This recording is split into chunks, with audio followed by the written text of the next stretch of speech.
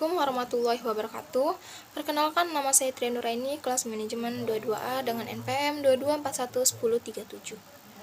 Di sini saya akan menjelaskan tentang manajemen proyek. Pertama, kita membahas tentang pengertiannya. Manajemen proyek merupakan bagian integral dari manajemen operasi yang membantu organisasi untuk merencanakan, mengorganisasi, mengarahkan, dan mengendalikan sumber daya yang terlibat dalam proyek tertentu.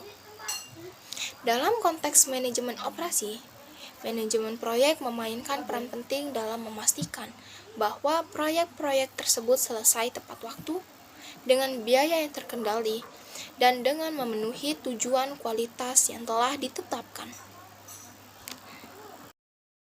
Berikut konsep penting dalam manajemen proyek. Terdapat 10 poin. Yang pertama itu pendefinisian tujuan proyek atau project scope. Yang kedua, penjadwalan atau schedule. Yang ketiga, ada manajemen sumber daya atau research management. Yang keempat, ada pemantauan dan pengendalian atau monitoring dan controlling. Yang kelima, ada manajemen risiko atau risk management. Yang keenam, ada komunikasi dan kolaborasi tim. Yang ketujuh, ada pengendalian kualitas atau quality control.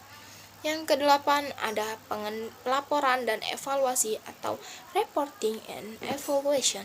Yang kesembilan, ada penggunaan metode dan alat manajemen proyek. Yang kesepuluh, terakhir, ada pemulihan pasca proyek.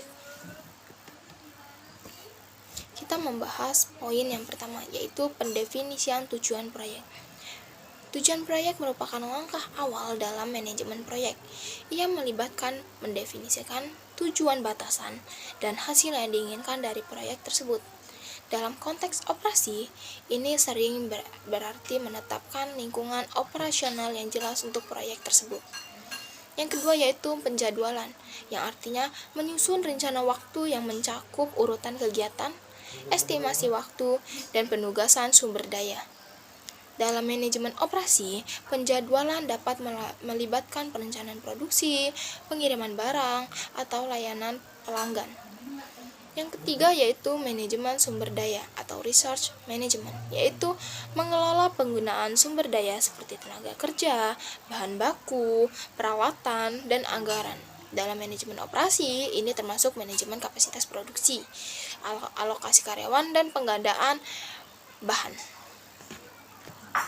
Yang keempat, ada pemantauan dan pengendalian, yaitu melibatkan pemantauan kemajuan proyek, pengukuran kinerja, dan mengidentifikasi perubahan yang diperlukan. Dalam operasi, ini berarti mengawasi produk, memantau inventaris, dan melakukan perubahan saat diperlukan. Yang kelima, adanya manajemen risiko atau risk management, yaitu mengidentifikasi, mengevaluasi, dan mengelola risiko yang dapat mempengaruhi proyek. Jika dalam operasi manajemen, ini bisa berarti mengelola resiko yang terkait dengan pasokan bahan baku, perubahan permintaan pasar, atau masalah kualitas. Yang keenam, ada komunikasi dan kolaborasi tim, yaitu pentingnya untuk menjaga komunikasi yang baik antara semua pemangku kepentingan proyek, yaitu bisa saja berkoordinasi antara departemen yang berbeda, tim produksi, logistik, dan pemasaran. Yang ketujuh, ada pengendalian kualitas, yaitu memastikan bahwa produk atau layanan yang dihasilkan memenuhi standar kualitas yang diharapkan.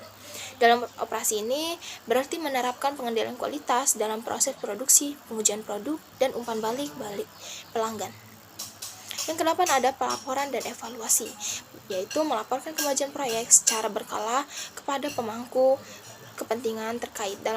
Dalam operasi, ini berarti evaluasi dilakukan untuk memastikan bahwa proses produksi terus ditingkatkan dan sesuai dengan tujuan perusahaan. Yang kesembilan yaitu penggunaan metode dan alat manajemen proyek, yaitu menggunakan teknik seperti PERT atau Program Evaluation and Review Technique, atau CPM, yaitu Critical Path Method, atau Agile untuk mengelola proyek dengan efisien. Yang ke-10 yaitu pemulihan pasca proyek, yaitu mengevaluasi keberhasilan proyek setelah selesai untuk menentukan pelajaran yang bisa dipetik dan perbaikan yang perlu dilakukan. Dalam operasi ini berarti bisa mengevaluasi efisiensi proses, menyesuaikan strategi produksi, atau mengidentifikasi peluang pengembangan lebih lanjut. Cukup sekian. Wassalamualaikum warahmatullahi wabarakatuh.